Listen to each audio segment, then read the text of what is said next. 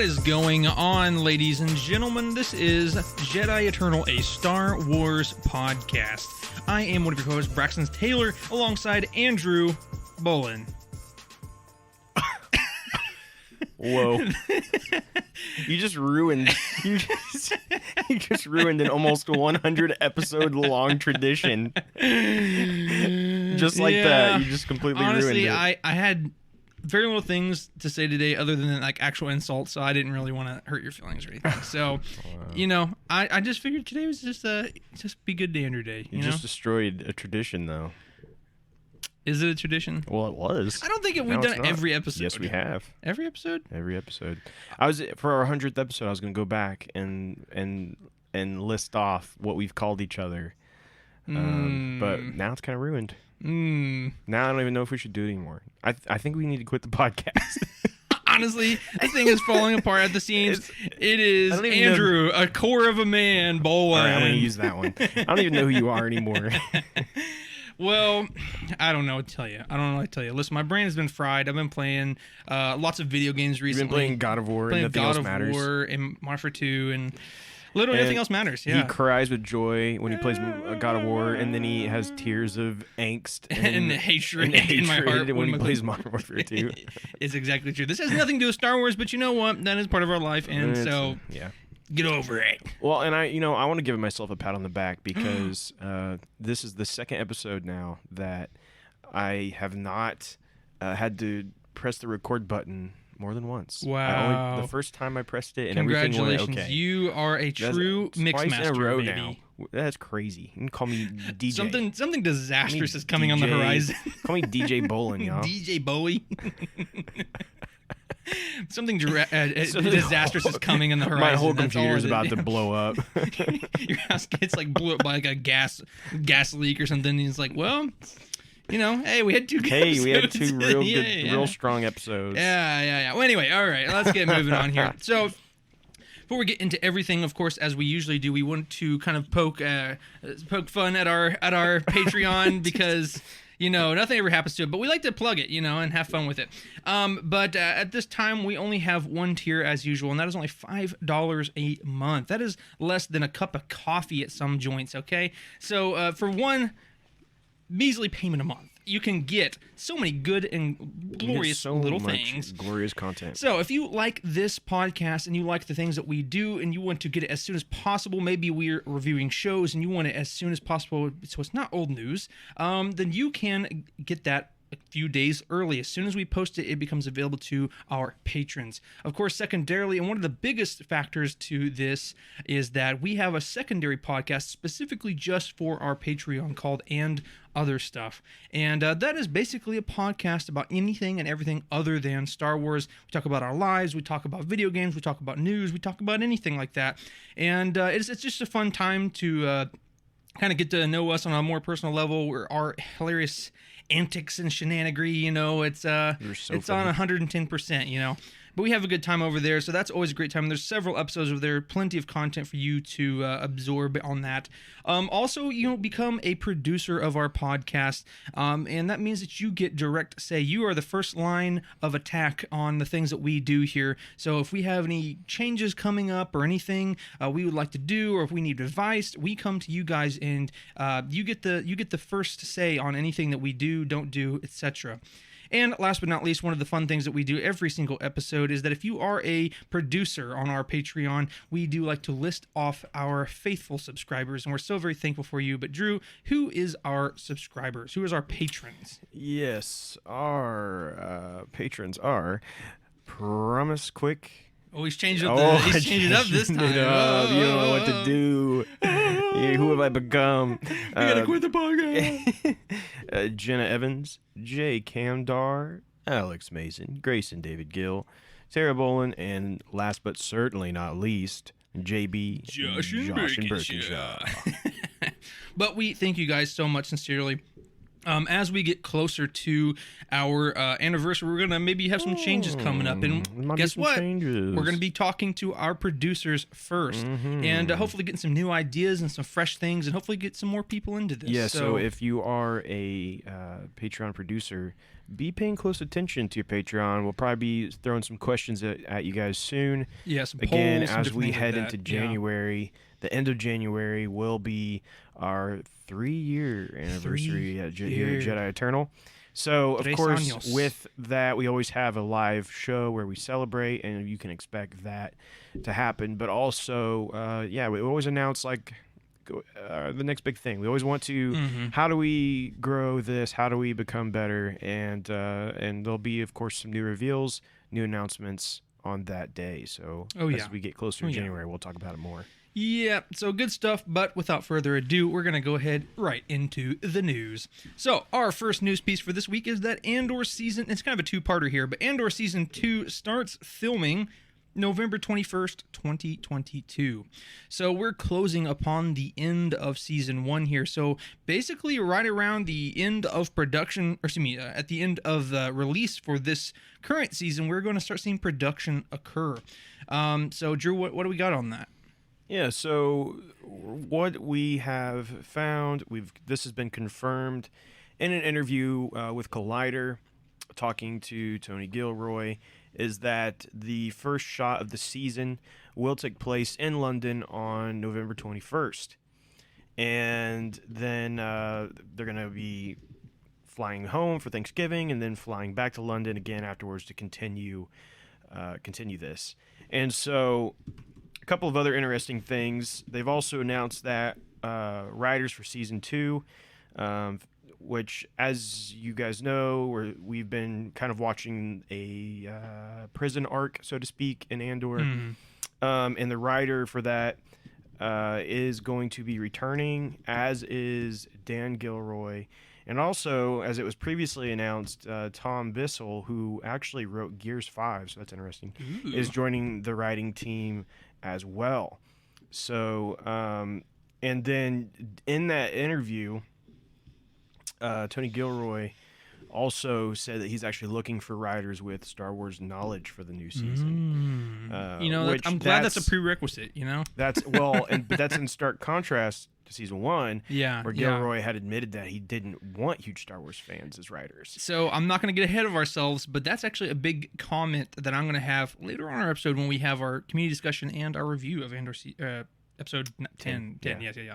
Anyway, so just throwing that out there. There's a little comment I want to make on that later on, but I'm glad to hear that. So that's interesting, and you do have to wonder, is this based off what we're getting in the second season, or is it based off of fan feedback and reaction? True. And that, we'll talk more. Secondarily, to supplement that, they have confirmed in the same interview 2 different things here. First of all, that season 2 is supposed to run concurrently at the end, right up to Rogue One's time of events or plan of events or whatever you want to say. I can't think of the right words, but it's supposed to run concurrent with that. Now, that means that we're going to probably start seeing some of the not the grassroots of the rebellion, but some things growing. And so in that same interview, Andor showrunner Tony Gilroy also revealed to Collider that Andor Season 2 will be going back to Yavin 4. So those of you who are not aware, Yavin 4 in episode 4 of the main saga, right, A New Hope, that is kind of the main base of the rebellion before all the events happen, right, and they have to go to Hoth and all that good stuff. So that's actually a really cool thing. What are your thoughts on that, Drew? Yeah, I mean, it's cool. I mean, of course, we would love to see that. Again, love to see more of that.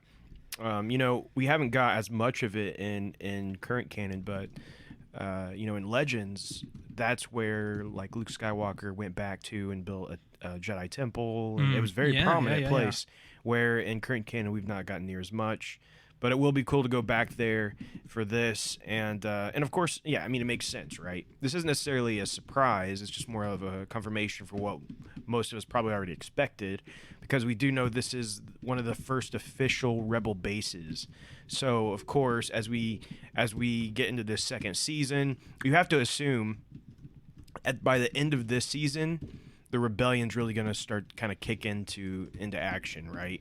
At least that's my guess. My guess is that by the end of the season, they are officially kind of becoming a true rebellion, and a rebellion's going to need a base. So I would think that maybe we kind of see the beginnings of that and establishing a base there, which could be really cool to see. And just again, it's just going to not necessarily show us anything new that we didn't already know, but it's going to kind of enrich that and bring more information into that and how it became. So I think I think that could be really cool. Yeah, for sure. But going into our next news story, and this was a really big one we've been talking about for a long time, but it's finally out there, finally confirmed. Finally, Star Wars, Lucasfilm, Disney, whoever you want to point the finger at, has revealed that the Acolyte is officially, they have started filming, which we already knew they were been filming. Yeah. But they showed a picture on set, the very first picture, so that's cool.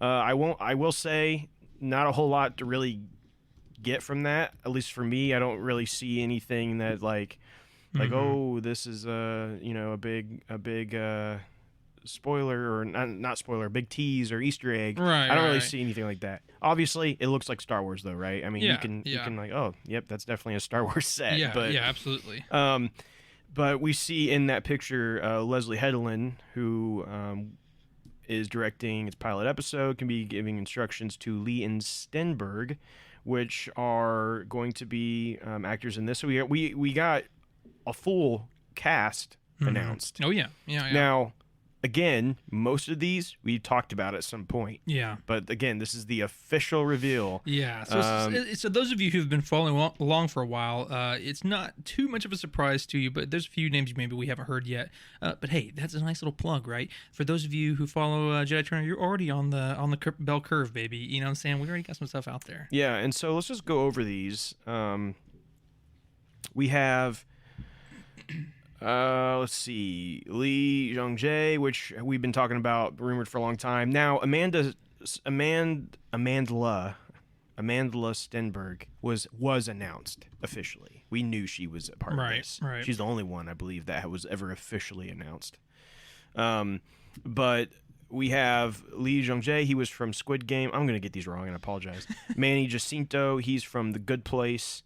Daphne King, who was from Logan, she played the little Wolverine girl. Yeah, okay. Or X-23, I believe is what they call her. So she is going to be in this. As you can see, she has grown up quite a bit. Let's see, Jodie Turner-Smith, who is from Queen and Slim. Rebecca Henderson from Inventing Anna. Charlie Barnett from Russian Doll. Dean Charles Chapman from 1917, and Carrie Ann Moss from The Matrix. So that's kind of a big one there. That's more of a name. that's a big name. So very interesting. Good cast here, I think. I will say, surprisingly, more popular actors and actresses in this than I feel like usual for Star Wars. Yeah. Like, I recognize most of these. And this might be, again, an interesting correlation between season 1 of Andor to The Acolyte, and I can't speak for the whole show, but especially with Leslie Headland, right, is her name. She focused on people purposefully who did not know anything about Star Wars. So you can tell that some of my personal gripes about Andor is going to be prevalent in Acolyte too, because basically they're trying to get people who don't know anything about Star Wars, and they're getting in as a kind of a big turn of events. They're getting popular people who are already. We'll see, because we'll see. Yeah, because I think moving in as we continue in this news story, there's something about this that's gonna you're gonna really like. All right. And so, let's hear it. Well, I'm gonna get there. Okay, but okay. I do want to point out Charlie Barnett being in this, who also was in Russian Doll, and Leslie Headland was the showrunner and director of Russian Doll. So I thought that was interesting. She's kind of bringing in people that clearly she's worked with before. Yeah. But what is incredibly interesting about this, and let me actually pull up the other page here. One second. I'm going to pull up StarWars.com for when they actually announced it, and they say something here that's very interesting. The Acolyte is a mystery thriller that will take viewers into a galaxy of shadowy secrets and emerging dark side powers in the final days of the High Republic era. That's not a surprise, right? It's what we've always heard, right? But here's where things get interesting. They've given us a little tidbit we've never heard. A former Padawan reunites with her Jedi master to investigate a series of crimes, but the forces they confront are more sinister than they ever anticipated. Okay. So that changes everything. Yeah, that changes everything. And here's the biggest reason why. This is not a show necessarily focusing on the dark side users or as much as we thought. Clearly, it sounds like the protagonists are actually Jedi. You know, and this is something that first of all, that's awesome, and I figured that would be a good thing. That is a great thing, and for you as well. I mean, we love Jedi, right? Yeah. So which means we're probably going to see the Jedi Temple in High Republic. I mean, there's a lot of good things. I'm really hoping that they lean into that, which they may or may not, due to how they're wanting. You know, we've talked about they might want to set up the show, but anyway. You know, and that's something we kind of discussed on the show before, is that it's not really that big a surprise is that they're not kind of focusing more on the Sith and on the dark side users as the main characters, because as something that we had discussed before, it's like you really can't do that, because the whole point was like if they made themselves known, that it would not have been a surprise in Phantom Menace and things of that nature. So we knew that they couldn't have been the spotlight. So that is actually a very cool way to do that, right? To tell those stories, but it's in the mystery. It's a mystery. It's in the background. It sounds like it's going to be, you know, a Jedi murder mystery sort of thing. Like they're going to be going around trying to figure out why these crimes are happening. And then that's going to lead into a much darker thing, which of course, as we have talked about, I mean, it definitely seems to be hinting at the dark side, possibly even that meaning the Sith. Right. But, you know, we're not for sure on that. Right. My guess is we're going to see this story from two sides. My assumption is we'll get the Jedi view, but then maybe we're also going to be getting a view from, the Acolyte. Sure. Or, you know, I mean, it's still called the Acolyte. And that to me really seems to make me believe that we're probably getting some kind of learner from the Sith or something of that nature. Right. Now, to jump into this even a little more, let's look at the cast here. Who do we think is what? Like, do you have any guesses for any of this? I'm not that great at guessing that kind of stuff. Now, I could see, like, what is his name? Like Li Jung-jae? Is that the Jedi Master? Is being like one of the Jedis at least. Probably the Jedi Master. I could really see him being the Jedi Master. I don't know. I just get that vibe from him for sure.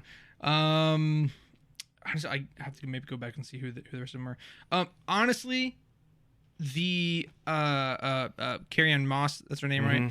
I could see her one of two things, as like some kind of diplomat of some sort, like maybe hiding the shadows too, or being like one of the Sith acolytes herself or something like that. Like maybe the more experienced one, or I don't know. You know, I could see her being on the dark side. Or maybe she's the Jedi Master. That would be kind of an interesting twist. Well, because they've already basically said Amandla Stenberg is the. I believe they have already basically said she's the main character of this. Yeah, so she'd be like probably like the apprentice or the Jedi. That's the question. Right? Does that mean she's the Padawan, or does that mean she's the Acolyte? The, you know what I mean? I'm not sure which one is truly going to be the focus here. But then, I mean, when we look at this, you know, Li Jung-jae and Manny Jacinto, maybe they're actually, because we know this is going to have a martial arts focus, so maybe they're the ones that are going to be kind of more. I wouldn't think they're the. Well, hold on a second. Let me read the thing again. It didn't say anything about. Oh wait, no, it does. A former Padawan reunites with her Jedi Master. Okay. Yeah. So we know if the former Padawan is a female, so that tells me. There's still too many options. It's hard. It's hard with so little information to actually accurately guess anything. Yeah. But it's too anyway. hard. I wish they would just tell us. Go ahead and tell us who's Right. playing what. But I'm it's. I'm too sure as we easy. get closer, we'll start to figure that out. I will.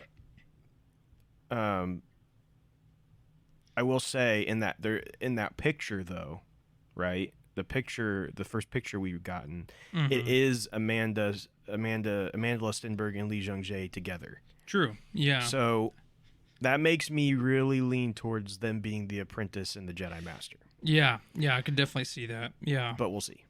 Yeah, I mean, it kind of goes along with some of the things we were saying earlier, too. So, yeah, we will definitely see. And also, if you look at the shirt she's wearing a Star Wars Visions shirt. Oh, really? So, I didn't even notice that. I don't know if that Nice. if that's like, hey, we want you to wear this shirt, or if or if she's actually a fan. But yeah, we'll see. We'll see. Yeah.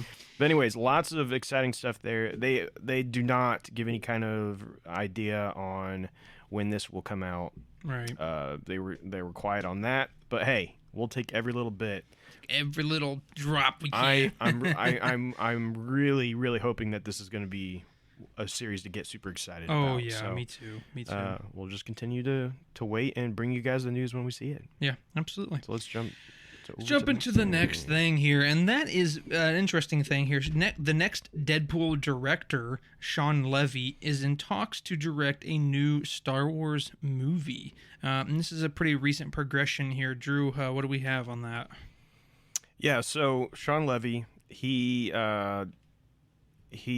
worked on a number of things, including Stranger Things, and he's working on the final season of Stranger Things right now, and he's working on Deadpool 3. Nice. So got some big titles. The in guy's his busy, right? Yeah, he's doing some stuff. He's doing some stuff. But here's what we have seen is that Deadline had learned that Shawn Levy, who is currently in post-production on a Netflix series as well called All the Light You Cannot See, but is engaged in discussions with Lucasfilm to work on an upcoming Star Wars project. However, the project is likely to begin development quite some time away from now, as he's also directing episodes for Stranger Things Season 5 and Deadpool 3. So he's very busy. But to give you guys kind of an idea on other things he has done, he was the leading creative force behind Night at the Museum franchise. So, lots of Very people nice. love that. Oh, yeah. Real Steel, which I always enjoyed that movie. Do you remember that movie? I do remember that, and that was Hugh Jackman, right? Hugh Jackman, yeah. That was a good movie. Yeah, that was fun. With the fighting robots. Yeah, that was fun. But some more. He's also a heavy collaborator with actor Ryan Reynolds. He did Free Guy. Oh, really? I didn't know that Free part. Guy was also a pretty fun movie. The Adam Project for Netflix, which was pretty fun. And, of course, Deadpool. He's doing the third Deadpool, the one that's coming from the MCU. So, he has a lot of good. I think this is a win for Star Wars. Oh yeah, I do for sure. I think getting someone like this, I think he could make a really fun Star Wars movie. Yeah. Now, will he do a Star Wars movie that doesn't have Ryan Reynolds in it? Ryan Reynolds I don't know. as Yoda? Something tells me if Ryan Reynolds asked Ryan Reynolds to be in Star Wars, he would ask to be Yoda or something in it. Something just crazy, innocuous. There's no way. Yeah.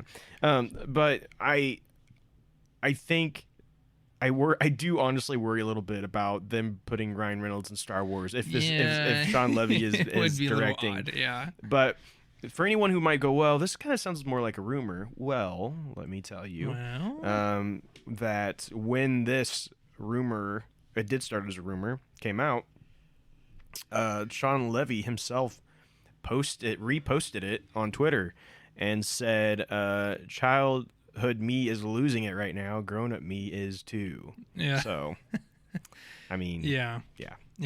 So basically, all the insinuations that gives, of course. Basically, he confirmed it without actually saying it, but yeah, it's true. And Deadline said it, so Deadline rarely ever if Deadline or Hollywood Reporter says something, I don't know if I've ever seen them be wrong as far as their They rumors usually go. don't say stuff that they're not pretty confident about. They're always pretty confident before they say it. So, anyways, that's exciting. It's good to know. Hey, there's still some other Star Wars movies or Star Wars. Well, let me rephrase. No, it does say Star Wars movie. I was about to say it just said project, but no, they said movie. So there's movies in the works. Will we ever actually get to see any of them? I don't know, but they're in the works. Yeah, we shall see. They've had stuff in the works for a long time, folks. But moving on to our last news story. This is we've talked about this some too in the past, but now we're seeing some more competition for Andor here. Tales of the Jedi, which is the new animated shorts on Disney Plus, is now beating Andor in audience demand. Yeah.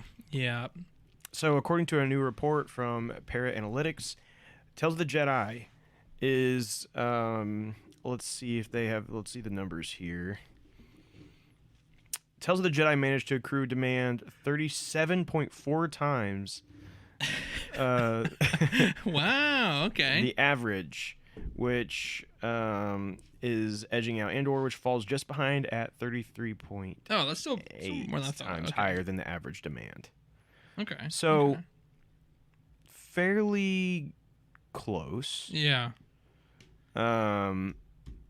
But still, Tales of the Jedi is winning. Yeah. And you know, when you think about this, you have Tales of the Jedi, which is just 6 short little episodes of an animated series against the big live action cost the tons of money project big Star Wars, and they're that close.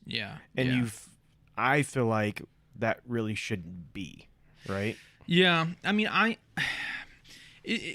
kind of in the middle there, because part of me wants to say, like, I'm not really that surprised, but at the same time, I'm like, but you're right. At the same time, it's like, it's so short, it's animated, it's small, versus the big, huge main thing right now. And I don't want to get too much into it, especially because we're going to talk about it later, and we've already discussed it. It's like, I think for a lot of people, I think it is kind of, it is detached from what the average person would say is their definition of Star Wars. And like, well, those of you who are like into the show and stuff, that oh, that's so pedestrian. Well, yeah, it is, but for the average watcher, they're not watching a Star Wars thing for XYZ reason. They're just wanting Star Wars, and so if it doesn't fit those certain parameters that they have kind of set in their mind, it's easy for them to think, it's not as, I'm not going to watch that, but I will watch lightsabers and blasters and characters I already know. You know what I'm saying? So I think there's a pretty good reason why that's happening, but you're right. The disparity of how much difference there is compared to it being a 6 episode shorts animated versus the next big thing, it is kind of crazy. Yeah, and I agree with you in the sense of, like, it is, you can go watch Tales of the Jedi and get the stuff you expect from Star Wars, right? And plus, it also has the resume, in a sense, of all of the Clone Wars behind all the big right? people are behind and it. So it has Dave Filoni attached, but also just people are going to see that animation style and immediately go, oh, is this connected to the Clone Wars? Maybe if they don't even necessarily know a whole lot about Tales of the Jedi. But we know just a lot of people in times since it was on Cartoon Network has Clone Wars has grown so much, and there's a huge fan base for it. Oh yeah. So Tales of the Jedi just kind of fits in there with anyone who's really a fan of that is probably going to watch Tales of the Jedi. Oh yeah. Easily. Where Andor, the hope for Lucasfilm, I'm sure, is that it's going to grab a lot of people that wouldn't normally watch Star Wars, and they're just going to be like, oh, this looks cool, and watch it. But what we're finding is it seems like maybe that's not necessarily the case. It's doing the opposite, where they're going, oh, I don't know anything about this, I don't think I'm going to watch it. So, and again, I don't mean to put, like, I'm not trying to say this in a negative way. Please don't, anyone who likes to, whatever. don't take this in a negative way. I'm probably going to take it negatively. No, for real though. So what I will say though, for a lot of people, it's kind of like putting two good things together, things that they like together. And I can't think of a great example off the top of my head, but like, say you like pickles. I don't know, right? Chocolate covered pickles. I do like pickles. It says like chocolate covered pickles. I like chocolate. I've never had chocolate. I haven't either. But my point is, I would imagine it's probably not amazing. And so, for the average person, unless people really like it, right? But my point is like, I like chocolate. I like pickles. But chocolate pickles is like, you know what I'm saying? It's tainting one or the other when you mix them together. I mean, I don't know. I kind of want to try it now. I kind of do want to try. Yeah. I know what you're saying. Yeah. But I guess what I'm trying to say is trying to get the average viewer to watch this, right? I think the problem is that people who know Star Wars, like Star Wars, they don't, it feels a little bit detached from the traditional Star Wars, so it's like kind of tainting their viewpoint. But then on the opposite side, people who don't care about Star Wars, right? Oh, it's a political intrigue, spy thriller, but then it's also like Star Wars. Like, it's kind of like I could easily see the average person thinking like, oh, it's kind of like chocolate pickles. You know what I'm saying? It's like, I like the chocolate. And the other person likes pickles, but when you put them together, it's kind of like a worse version of two things I really like. You know what I'm saying? Yeah, no, I see what you mean, and I do think that some of that is happening. Yeah. Because we see some Star Wars fans going, well, this doesn't sound like Star Wars, but they're probably lined up to watch the next Mission Impossible. Yeah. And it's like, but you're kind of getting some of that kind of style in Star Wars, but when they go to watch their Star Wars, they don't want that. Right. And so, yeah. Yeah. But that's kind of, so my point I'm trying to make is like, I feel like that's kind of where some of this disparity between viewership is coming from.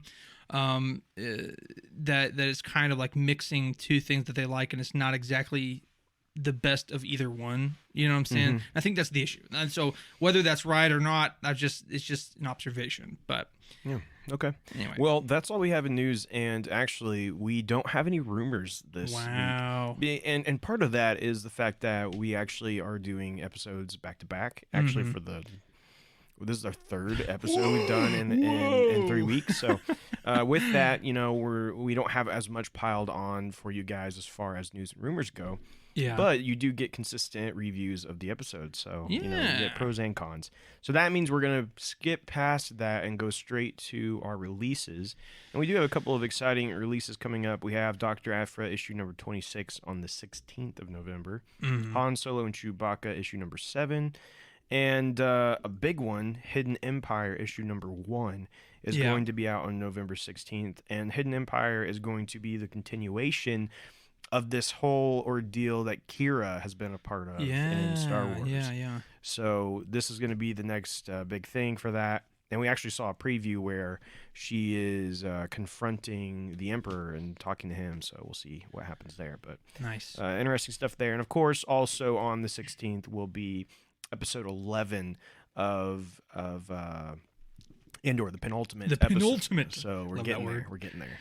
Yeah. So we'll see. So normally we'd go into our community discussion, but it kind of really, the question was about discussing what we hope to get out of season 2 of Andor, and we only.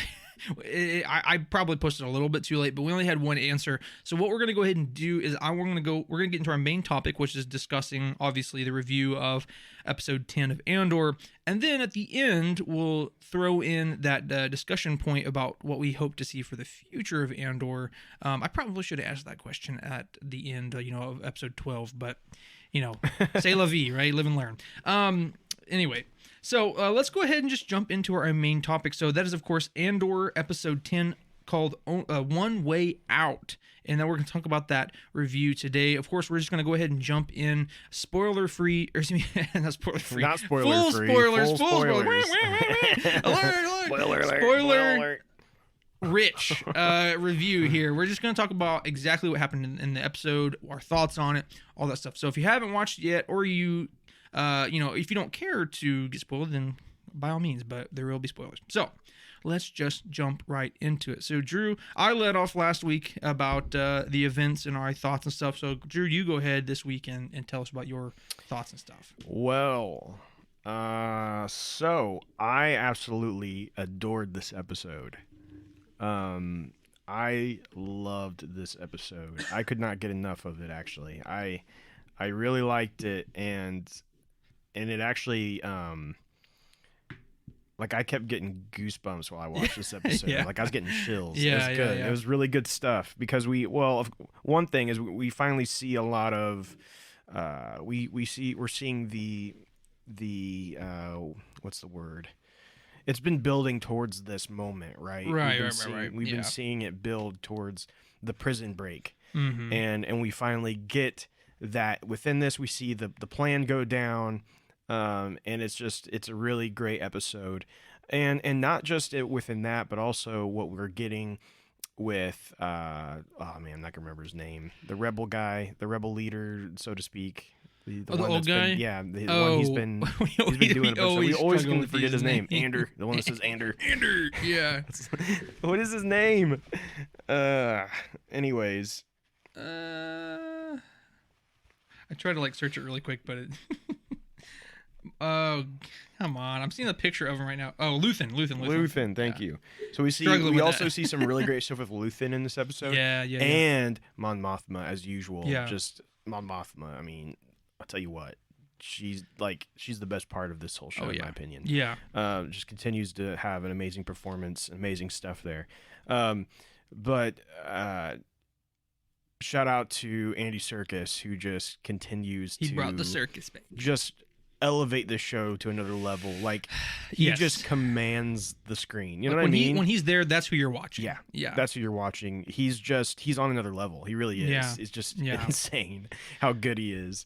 And man, he plays this character so well, and you just care so much about what happens to him, and of course Andor too. But I mean, you've only seen this guy a couple episodes, and I mean, I was rooting for this guy to make it out of this prison break, right? Yeah, and we'll talk about that. But what was your thoughts? So, as someone who has been kind of on the fence about the show, I'm like, take it or leave it or whatever. I will say I thoroughly enjoyed this episode. This was a phenomenal episode. There just from the beginning, what I'll say is this was an exciting episode. Mm-hmm. Every part of this episode, even on the slow kind of spots, there was other things to draw you in. Mm-hmm. And I guess, even in the slow spots, well, let me just back up. Basically what I'm trying to get at is that this show did command my respect. There was a lot of just everything that you could think about is good in the show. The writing was great. The action was great. The sets, right? The scenery or whatever you want to call it, right? The set scenes were phenomenal. Like I said, acting was so good. And that was what I was going to say as well. We do see so many good things in this episode, but I mean, my favorite part of this whole series, other than maybe Mon Mothma, has been Keith, right? Or basically Andy Serkis' character. I always forget him too, but yeah, I mean, he has been my favorite. I mean, I love the change in his attitude and demeanor. And Kino, yeah, I knew it was something with K, but just Kino's character development has been so good, and it was very well written over those several episodes. And of course, at first I thought, other than it being Andy Serkis, I literally could not care less about this character. He's annoying. He's in prison, but yet he's trying to be control other prisoners. Dude, you're in prison. Okay, get over it. But all of a sudden, by the end of it, I'm no, he can't swim. He's we can't. Did he make it? We have no clue. And it's we're gonna talk about that. We're gonna talk about that. But so good. Again, thoroughly enjoyed this episode for sure. And again, as someone who's kind of, unfortunately, I hate to be this way because I want to just love everything that's Star Wars, but throughout the series, I've been kind of on the fence, hit or miss, take it or leave it. I've been, unfortunately, a little bit on the fence of people who are kind of it's chocolate pickles. That's for me personally. It's chocolate pickles. I love spice. I don't even know if I would say you've been on the fence. I would say maybe you've been on the side of not being very good. Yeah, true. Yeah, at least for you or for what you want out of. Yeah, true. Yeah, I would say I probably have been more on the negative side.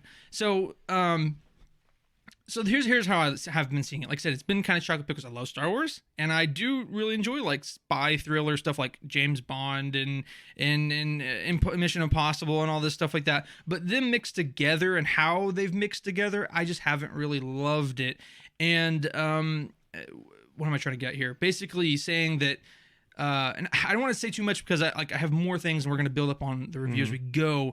But basically, in my mind, I've kind of have like lowered my standards a little bit in terms of Star Wars content. You know what I'm saying? It sounds horrible because it's been a great show.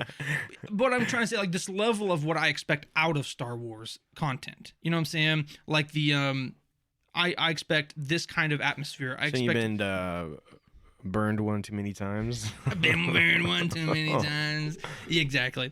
No, but I'm guess I'm not communicating this very well. But what I'm trying to say is like I have this thought of what Star Wars is. You know what I'm saying? And it never reaches never reaches that for me personally. Not to say that's not a good show, but it's kind of like chocolate pickles. The chocolate's really good, but the pickles not so much. You know what I'm saying? Anyway, the spy thriller part's pretty great. I think I might just call this episode Chocolate Pickles. Chocolate pickles, yeah. When you get, hey, that's a new shirt idea. Chocolate pickles. Anyway. It might be. If you guys want a Chocolate Pickles Jedi Eternal shirt, let us know in the comments. And anybody who wants to make a cool design, let us know too. Yeah. If you want to make cool designs for us, let us know. Send them to us. Yeah, we don't have to even do anything with it, but this is completely random. But I have another friend that has a podcast, and there's like one of his listeners that loves designing, graphic design stuff. And every episode that they had, just for fun, he would do some sort of graphic design based on one of the themes. And so anyway, anybody, any graphic designers out there want to do that? You know, it'd be fun. We'll post it. We'll post it. We won't give you anything. We'll post it. We'll give you our respect. You know, kudos. Maybe if it's good, depending on if it's good or not. Just kidding. So anyway, so I guess what my point is like I've kind of like tried to divorce in my mind. I know it's a bad word, but it's like divorce in my mind that this expectation of what I want it to be in terms of Star Wars, and also I just tried to appreciate it as like a show, you know what I'm saying? And it's a great show. It really is. The writing has been really good. There's been some slow spots, but that was intentional in the sense that they're really trying to drive home that relief, you know what I'm saying? Like the build up, and finally the resolution, you know what I'm saying? So in terms of like the acting and the writing and all the production, it's been a great show, and this episode was a perfect example of that. Perfect execution on every level. Yeah. Can't praise it highly enough. Great episode. So I have definitely way more thoughts to go into, but on the kind of like the more, meta side of the whole things. But let's jump back to you, Drew, and if you have more thoughts, or if we can just get into like the episode itself. Let's just go into the episode, and we'll just kind of go through it, and feel free to stop me if you have anything you want to point out. Hold on real quick. So episode 10, we're on Narkina 5. I don't remember. Something like that. Narkina. Yeah. Narkina. And they're zipping up old Ulaf or whatever. I can't remember anyone's name. Yeah, I think it's Ulaf. Poor old guy. He bit the bullet. But it's here that Cassian decides that they got to do it in the next 24 hours. It's now or never. Yeah. And so he tells Kino this. He tells Kino, we got to do it. And he's I think it's somewhere there they say the phrase of the episode, one way out, right? Somewhere there, I think Cassian says it too. Is that what he says? He says one way out. Whatever his name is. And Kino. And that is the name of the episode. And so they go into their where all their beds are, and everybody's like, "What happened? What's going on? Where's he? What's going on?" Yeah, and you can tell that Kino's really still trying to process this, and he's still sort of in unbelief. He doesn't want to accept it. Yeah, and remember, this is just after him telling Andor no more than 12 when talking about the guards. Because this is continuing like right after that. Yeah. He's kind of to the point now where he's like, "Listen, you can do whatever you want, but I still don't know if I completely believe it." Right. And so, you can tell he's processing all of this, and Andor's kind of like, "Come on, you need to tell him what's going on. Like, what you need to like talk to him," because he knows that they are he's the one they got to hear this from, right? Yeah. He's been the leader. Yeah. Coming from Andor, he's one of the newer guys. Right. There. They're not gonna take it from him. Yeah. And so he goes in, he's standing there, and it's kind of silent. Everybody's just kind of waiting, and finally he yells, "No one's getting out!" And you're like, "Oh, here we go. It's coming down, baby." Yeah. And good. and that's kind of the moment, right? He decides Yeah. that it's Dude, and it's such a good shot. Everyone's going crazy in the background and talking, overlapping each other, and it's just a shot of like close up shot of Andy Serkis's face, and he's just pouring sweat. His hair is all disheveled, and he's just like, and then that's when it like snaps, and he turns around like, no, dude, it was so good. It was so good. Yeah, I loved it. And so, in the morning, they tell them that they need to believe they're already dead before they even think about making the suicide run work, right? And they said like the night shift won't be notified. They have no way of sending message down, but as soon as they do this, they're hoping that the word will spread and they'll be able to enact this plan. And meanwhile, the rebels take the bait with the ship, much to the pleasure of Mira, while Mon continues her crusade. And she's meeting Davo, who wants a favor rather than money. And so you're wondering kind of what this is going to be. And so there's a lot of political play going on here, right? Between her and Davo, and then the other guy. I can't remember his name at the moment. And it's like it's classic, like play on words. Like everything's like it's beautiful and shiny, and everyone's dressed nice, and all these like soft words. But in the background, everyone has their own intentions, and it's all vile. And And finally, it comes. The favor comes to light, and that is that he wants his son to marry.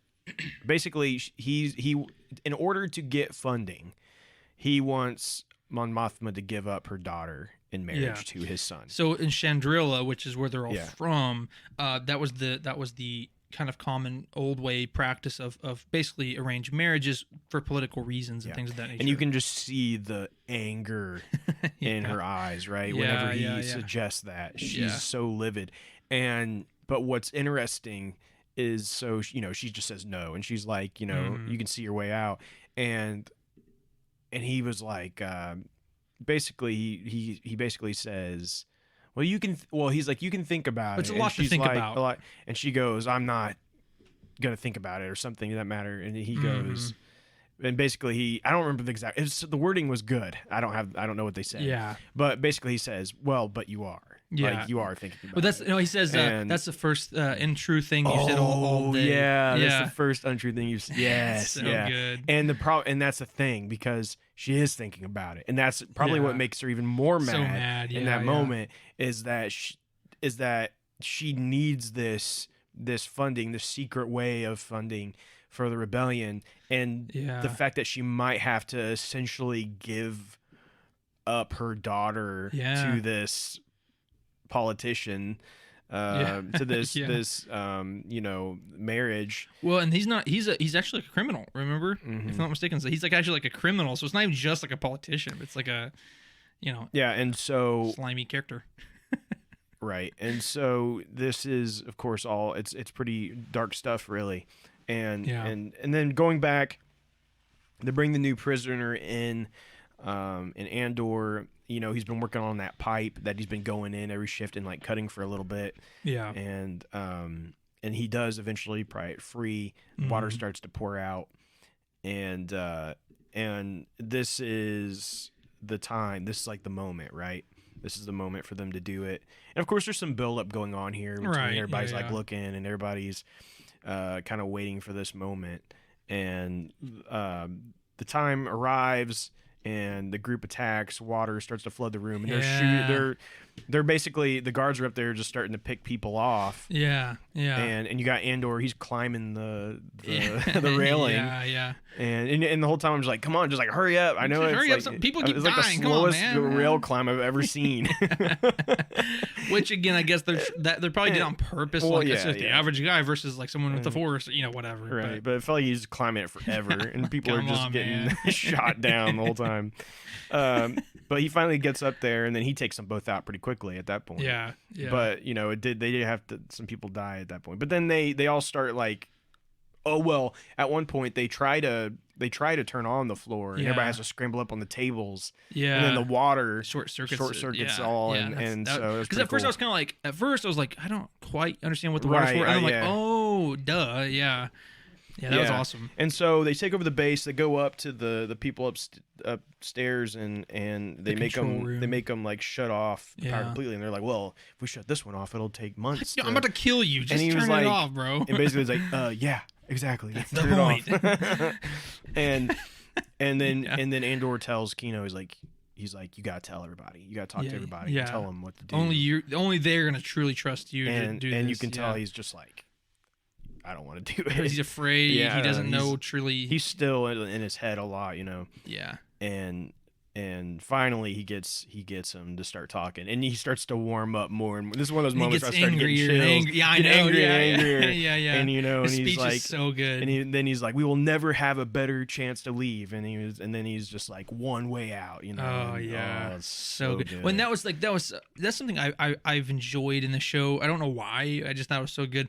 Is that when they continually like repeat the title of the show or of the episode, excuse me. But this episode is so good. It's just one in every character's like one way out, one way out. And then it's like throughout the whole episode, it was just so cool. A little detail. And so we get a great moment of them all. They're all just running through. They're gathering up other prisoners, and they're all just chanting, continuing to go up because they're saying the one way out is to continue climbing. Yeah. To get and so they're all climbing, and it shows one great scene where there's a ton of the guards and they're hiding in a little. And then like one of them's like beats on the door or something. They're like, shh, like be quiet. They're all just like hiding in there. It's so good. You got to think about it. It'd be pretty scary. Well, 5,000 people. I would be doing that if I was one of those guards. I'd be hiding in there too. Yeah. Oh yeah. Because they're outnumbered at that point. Oh yeah. But something that I thought was interesting is they never thought to go and grab some of the boots. They continued barefoot. I kept saying that. And you could see there was like cabinets where there was tons of the boots sitting there, and I would have took a couple seconds and put some of those boots on. I put some Moonwalker 3000s, I understand baby. this is going to take a few minutes, but this could save my life. Okay, for instance, though, like they were going to do it, like it was the entire facility-wide, basically zap. Yeah, exactly. And then they stopped in the last second. But what always cracked me up, they didn't kill those two guys at the end. And I'm like, you do realize they're in the control room, and you just left them. They could turn on the electricity. Well, they said they couldn't get it back up. And I thought the generate like the backup power. Well, there's backup power, but I don't think the backup power could operate that. Yeah, I didn't know. I think the backup generator was supposed to just be like for the lights, like those. Okay, yeah, and then it wasn't like super instated, and that may be something that you're supposed to insinuate. But anyway, but still, it was interesting that they just left them alive. Get some moonwalkers, bro. Come on, you guys haven't cared to kill like anyone at this point. So why are you leaving those guys alive? Yeah, exactly. But anyways, and then so they're all running up, and you start to see. And I think Andor is the very first one, and he's running, and all of a sudden he's like, "Oh, drop off!" It's a drop off, and he's like, "Whoa!" They clearly they weren't expecting that, I guess. Yeah, I don't know. And so they kind of stop, and one way out, and then. You see Kino, and he stops, and he's like not going. But everyone else is just jumping off. Yeah, there's just tons of them jumping off, and they're and Kino's kind of like backing up, and Andor's like looking, and he stops and he looks, and he's like, well, why aren't you jumping? What's going on? Yeah. And he goes, I can't swim. I'm like, oh no. Yeah. And then like Andor's like he gets knocked off. He gets knocked off before he can really ever reply or come up with a plan or anything. And then you see Kino, and he continues to back up. Yeah. And then we don't see Kino again. Yeah. So before we get too far, I will say the best shot in the entire series thus far, in my opinion, was in this episode. And it was after everybody had left, and they zoomed out, and you see like the clouds, and you see the facility, and you see all the water, and you see like all the people swimming. Dude, that was so an amazing shot. Yeah, it was so a great good. shot. So good. And so, that's the next big question for me is like, what happened to Kino? Yeah. Does he jump? Yeah. And or did he stay? If he stayed, he's a goner. Oh yeah. They're gonna kill him. They're gonna kill him easily. So to me, unless his cowardice feelings overcome him, he's gonna have to jump. Yeah, oh yeah. But then the question remains, is the show gonna be like so dark to have him jump and not make it? Yeah. Or is he gonna jump? Is he gonna make it? And is he gonna? Here's the thing: like, if you had a couple people down there with you and he jumps, So like if you could I like was- hold on to each other. So and, here's the thing: you know what I'm I can't saying? swim. Okay, You so I can't feel this swim? guy's pain. I can't swim. No, Really? I didn't know can't. that. No. Wow. Learn about No. learn each And, other. and what's funny Yeah, is yeah.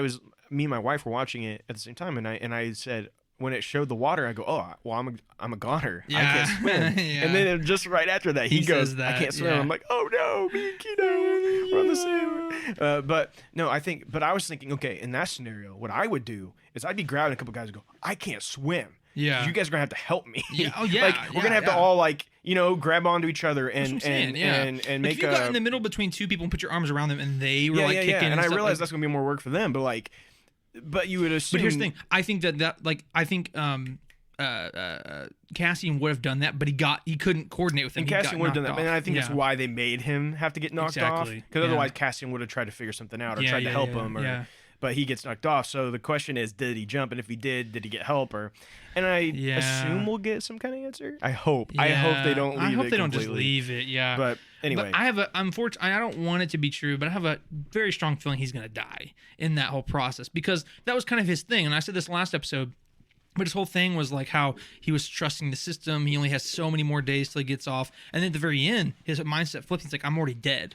In my mind, I'm already dead.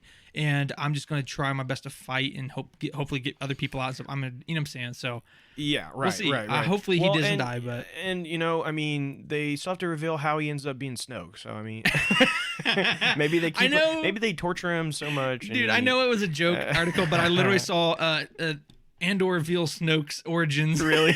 It was so good. Yeah. That's great. Yeah. It's hard not to make jokes about it. I know. So moving on, we then get some stuff with Luthen, This was a really great scene and too.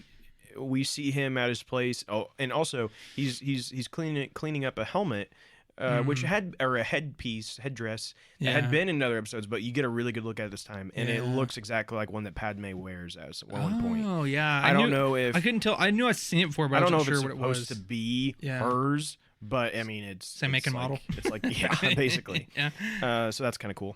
But we see he's communicating with Lonnie, who tells him that Miro's getting closer to discovering the truth about the middleman and the stolen Imperial gear. And Lonnie is Luthen's inside guy. And after learning that the ship and what the Imperials intended to do, Luthen decides that the 50 men being killed is a sacrifice worth taking. So that's kind of an interesting thing. Yeah. And so Lonnie, he gets Lonnie. Lonnie. Oh, Lonnie. He's getting cold feet, and he's like, "Hey, I'm a father now." Oh yeah. Also, I kind of skipped this. We see where he goes into like an elevator. He's like in the. It looks to me like the Coruscant. What do they call it? Wow. How did I forget what this is called? The lower area of Coruscant. What do they call that? Gosh, yeah, I can't think of it off the top of my head either. Wow. I feel like such a fake Star Wars fan right now. Yeah. Yeah. No, that's going to drive me crazy. What is it called? Just like the underworld, lower Coruscant, under levels. Yeah, but it doesn't matter. You guys all know what I'm talking about. And so they're down. It appears like he's down there somewhere, right? And there's tons of levels of that. And so he's down there, and he gets like an earpiece out of this elevator shaft thing, and he's going down. Yeah. And so they're having this conversation down there, and Lonnie's saying like, "Hey, I'm a father now. I've done this for 6 years," and he's like, "I don't know if I can continue doing this," and this scene is so good, and Luthen's like, you can't stop. Yeah, he's like, you honestly don't have a choice. Yeah, you have to keep going. You have to do it. Yeah, and he's like, so you don't even care about what I've sacrificed. Yeah, and then Lonnie turns around and basically is like, and you don't even care what I sacrificed. Like, what are you even sacrificing in all of this? And then so good. One of the best performances out of this show so far. Oh, yeah. And if you notice, I keep saying that, yeah. but like this episode keeps providing it. Yeah, you know? I mean, and he just goes, I wish I had the whole like dialogue, but he just goes on to say all the things he's done and how he's sacrificed. Basically, he's like, you know what? He's like, I've sacrificed ever loving anyone. I've sacrificed, peace of mind. He's basically like, I've sacrificed literally everything to live this life that I live. Yeah. And he's like, I've sacrificed any chance of having a normal life. Yeah. And it's really good the way he does it though, and the acting he puts on here. And then he's like, we need heroes like you or something. He calls him a hero. Basically, what's so cool is like he wanted to be a hero. He wanted to put the spark out there. But in order to get the grassroots started of this rebellion, he understood that he had to become the monster that he's fighting, and he'll never see the sunrise. Right. He'll never see the thing that he's hoping to achieve, and that he will become the monster that he's fighting. He knows that it was good. He knows that he's most likely not going to make it out of this to see that sunrise. Yeah, and even if he does, he's not going to be the good guy. You know what I'm saying? Right. He's not going to be the hero. And we talked about this, about how he's doing this shady stuff to build up the rebellion. And we do get the heroes. Luke Skywalker, Leia Organa, all these hero figures. But unfortunately, it took someone like Luthen to get it there. And Luthen never gets that hero. It's pretty deep stuff. It's pretty crazy. To think about it. Yeah. And after that amazing scene, it closes out with Andor, who has officially made it to land, and it shows him just sprinting through there. Yeah, it's like a desert I'm area. like searching madly to see if I can find what's Kino, but he is nowhere to be seen. Actually, it only shows him and one other guy that are on land at that point. I think that he was still. Well, I don't know. I don't know why it only shows them. It's kind of interesting. I'm not sure either. Because I figured you would see like a bunch of them all running up there, but or at least on the background. Or at least in the background. But like I didn't really see anything. So I'm that's not kind of sure. weird. But anyway, fantastic episode. Absolutely loved it. Yeah, it makes me excited to see what these last two episodes do. Yeah. Again, and I think I said this earlier in our episode somewhere. I really feel like these next two episodes really have to bring us to that pivotal moment of the rebellion truly becoming the rebellion. Like what officially makes them go, okay, we're doing this now as a group. Because right now it's all secret. Kind of all broken out. It's all between small people. And I think my guess would be that whatever happens in these next two episodes makes Luthen, maybe Saw Gerrera is going to have more in it. Possibly Mon Mothma. I don't know when Mon Mothma officially gets ousted and basically like, I don't care anymore. I'm a rebel sympathizer. Right. I'm not sure when that happens, and I don't know if it'll happen yet or not. I'd say it very well might be like a season 2 thing, but I really feel like there's got to be something in the next two episodes that really starts to like, okay, this is our core group of rebels. Uh-huh. Right. Yeah. And this is what we got going on here. And Andor, of course, is going to have to, I assume Andor is going to really commit to it after this experience and seeing what people. Because he sees now how bad the Empire truly is. He sees what has been happening. And I think it's going to, and the people he just worked with and helped, and he's going to want to, I think it's going to bring him, he's like, okay, I'm going to be in this. Right. Yeah. And so I'm really excited to see where that goes, because I think season 2 is going to be more about, I think Andor's already going to be in, and we're going to see some of the adventures they go on to then reach where we're at in Rogue One. Yeah. And because they've already talked about how each arc in season 2 is going to be a year.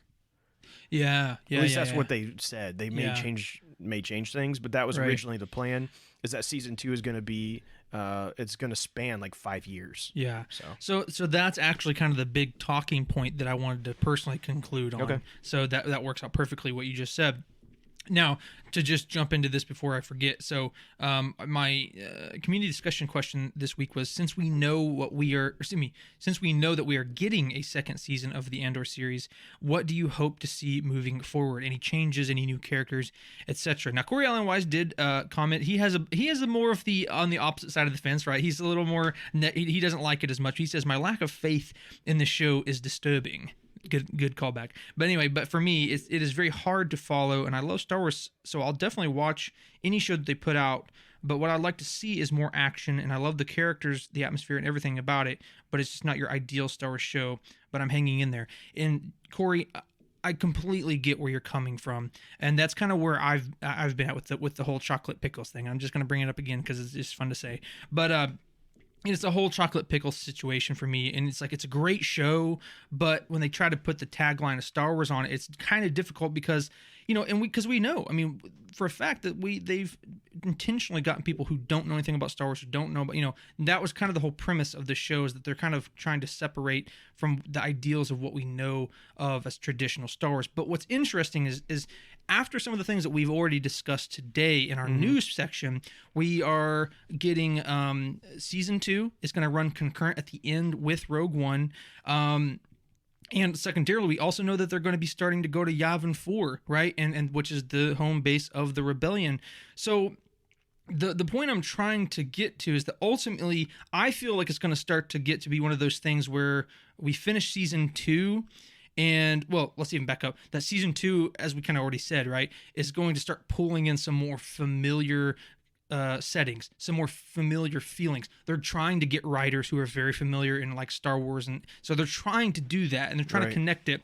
And I feel like season 2 ultimately is going to start tying everything together really well. And I think it's going to be like Mandalorian, where there's some like stuff at the beginning and it's disjointed, and you're like, that's just a wasted episode, and then finally you get to the end of it and you're like, wow, this was really good. There's some dead time, there's some episodes that doesn't feel like they connect that well, but by the time you get to the end of it, it ties all the other episodes together, and you're like, okay, that's pretty good. Yeah. Similar to how they did in Obi-Wan.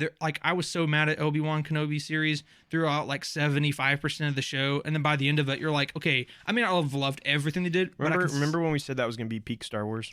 I don't want to talk about it. So break my own heart. But anyway, but basically what I'm trying to get at is that even if it wasn't a perfect show, a lot of the decisions that were like made in the previous episodes, it made more sense by the end of it. So I guess my whole thing I'm trying to get to is that season 1 of Andor has really not been my thing. Has it been a good show? Yes. But has it felt like Star Wars to me personally? No. And when you slap the tag of Star Wars on something, it's just hard for me to sign off on it and really enjoy it when it doesn't feel like Star Wars. But I think with season 2, they're getting writers who love Star Wars and know Star Wars. They're going to more familiar places, and by the end of it, it's going to run concurrent with Rogue One. And I think that's how it's going to be.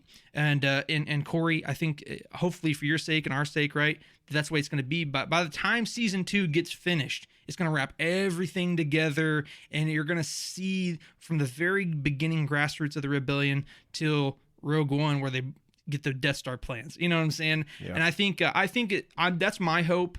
Until that happens, I'm just hanging on to the fact that it's a good show. But by the time season 2 wraps up, my hope is that I really feel like this is Star Wars, and they bring in a lot of really good things. And I'm definitely excited to see how it plays out. Of course, we still have 2 episodes, right? 2 episodes left for this season, and I expect really good things to come out of this as well. So anyway, Drew? Yeah, I mean, I agree with you. I think, no matter what you think about this season, I think season 2 is going to be headed to a good place for Star Wars fans, because it's only going to be getting closer and closer to more familiar things that we know and events that we know. And I think we're going to start to see more and more Star Wars stuff, right? As we get closer. And so I think, though, no matter what, in my eyes, at this point, I think that this series has been, I think it's been successful, in my opinion. I think that it's done a really great job. We'll see if it sticks the landing for me. We'll see where these last 2 episodes go, and see if, where I stand at that point. But I think we're headed in a really good direction. And, I think it did start pretty slow, right? When I think back on those first, the first 3 episodes were rough. First arc, it was pretty slow, right? It was, and even really, and honestly, until he got in the prison, I agree. I still remained like, it's got some Whatever. good stuff, Yeah. but it's nothing. But the prison arc really has changed my mind on the show to the point of where I'm like, okay, I think I'm all in on this. I really like it. And so we have one final, I guess what you would call a 2-episode arc of this show. And so we'll see what happens. We'll see what happens. See how our opinion changes or stays the same or whatever by the end of this, and you'll know in 2 weeks, baby. Mm-hmm.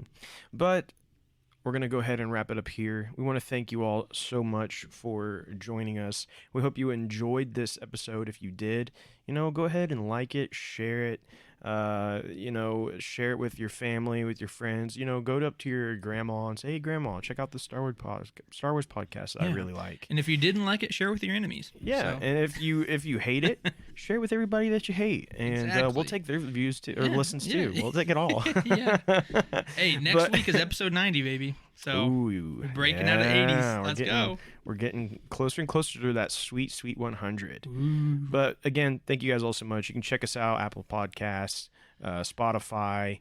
We're also on Facebook, Instagram. We're even on Twitter, believe it or not. Elon Musk has not deleted our account. So.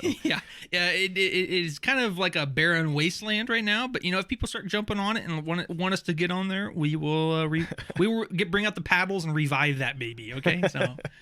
But may the Force be with you, and we thank you so much for joining the Jedi.